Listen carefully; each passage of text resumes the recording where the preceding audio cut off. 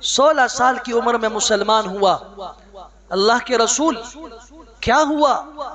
آپ کیوں پریشان ہیں؟ اگر مسجد حرام بیت اللہ کے دروازے آپ کے لیے بند کر دیے گئے ہیں تو میں اتنا کر سکتا ہوں کہ میرا گھر، ارقم کا گھر، وہ آپ کے لیے وقف ہے، مسلمانوں کے لیے وقف ہے۔ اس ارقم کے گھر میں نمازیں پڑھائی جاتی تھیں۔